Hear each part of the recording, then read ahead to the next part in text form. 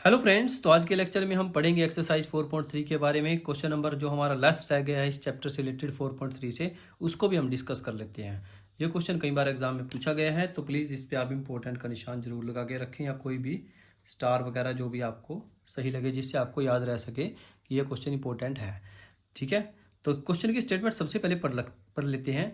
Is it possible to design a rectangular park of parameter 80 metre? यानी कि ये चीज़ possible है कि किसी भी रेक्टेंगुलर पार्क का जो पैरामीटर है वो 80 मीटर हो और एरिया उसका दे रखा है हमें 400 मीटर स्क्वायर। और अगर ऐसा पॉसिबल है तो उसकी लेंथ और ब्रेथ हमें निकालनी पड़ेगी। ठीक है, तो जब भी ऐसा कोई क्वेश्चन आए तो सबसे पहले हम क्या मानेंगे, लेंथ और ब्रेथ के बारे में कोई ना कोई रिलेशन मान लेते हैं। तो लिख लेते हैं यहाँ पे, let the length of rectangular park is equal to X metre. ठीक है, लेट द ब्रेथ, और ब्रेथ हमने मान ली इसमें वाई मीटर। ठीक है, अब उसने बोला है कि दोनों का जो पैरामीटर है, पैरामीटर क्या है हमारे पास 80 मीटर है। अब देखिए सबसे पहले यहाँ पे लिखेंगे हम formula, perimeter of rectangle, perimeter of rectangle. Rectangle का पैरामीटर कितना होता है हमारे पास, twice of L plus B. ये फॉर्मूला होता है रेक्टेंगल का निकालने का। तो यहाँ पे लिखेंगे ट्वाइस ऑफ एल कितनी है हमारे पास, एक्स, और ब्रेथ हमारे पास है वाई इज इक्वल टू कितना दे रखा है हमें 80। इस 2 को उधर ले जाओ तो X plus Y is equal to 80/2 that is 40। तो यानी कि एक्स प्लस वाई की वैल्यू कितनी आ जाएगी हमारे पास 40 मीटर। Equation number 1। उसके बाद बोला गया है कि एरिया इसका 400 मीटर स्क्वायर है। तो यहाँ पे लिखेंगे आप एरिया ऑफ रेक्टेंगुलर पार्क लिख लो। Rectangular park is equal to कितना दे रखा है हमें 400 मीटर स्क्वायर। ठीक है, एरिया ऑफ रेक्टेंगल का फॉर्मूला क्या होता है, length multiply breadth is equal to 400 metre square. ठीक है, लेंथ कितनी है हमारे पास x, ब्रेथ हमारे पास है y, x cross y is equal to 400। तो यहाँ पे हम क्या करेंगे, इसको थोड़ा इधर सिंप्लीफाई कर लेते हैं। X Y is equal to आ गया हमारे पास 400, इक्वेशन नंबर 2। तो हमारे पास एक फर्स्ट इक्वेशन ये आई है, सेकंड इक्वेशन ये है। अब इन दोनों को हम सिंप्लीफाई करेंगे। कैसे लिख करेंगे, सबसे पहले हम क्या करेंगे, इक्वेशन 1 में से या तो आप x की वैल्यू निकाल लो या y की वैल्यू निकाल लो।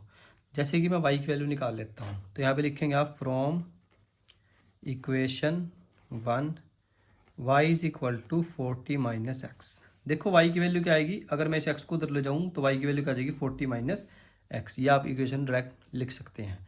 इसको लिखेंगे, इसके बाद put y is equal to 40 minus X in equation 2। इसको हम 2 में पुट कर देते हैं।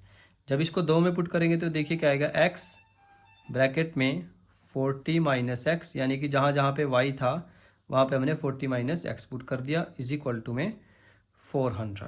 मल्टीप्लाई करो इसकी, 40x माइनस एक्स को x से करेंगे तो X square is equal to 400। ठीक है, अब इसको भी इधर लेके आ जाओ, तो माइनस के X square plus 40x minus 400 is equal to 0। सभी में से माइनस कॉमन ले लो क्योंकि एक्स स्क्वायर का कोफिशिएंट माइनस में है। तो यहाँ पे ये प्लस को हो जाएगा, ये माइनस को हो जाएगा और ये प्लस को हो जाएगा, इज इक्वल टू 0।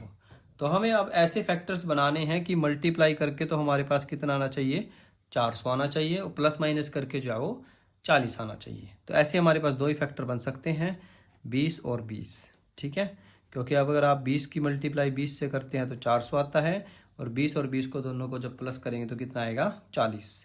दोनों में से कॉमन ले लो x, यहाँ पे हमारे पास आ जाएगा x, यहाँ से भी 20 आ जाएगा, इन दोनों में से 20 कॉमन आ जाएगा माइनस के, यहाँ पे आ जाएगा x minus 20 is equal to 0। दोनों में से x माइनस 20 कॉमन ले लो, यहाँ से भी x minus 20 is equal to 0।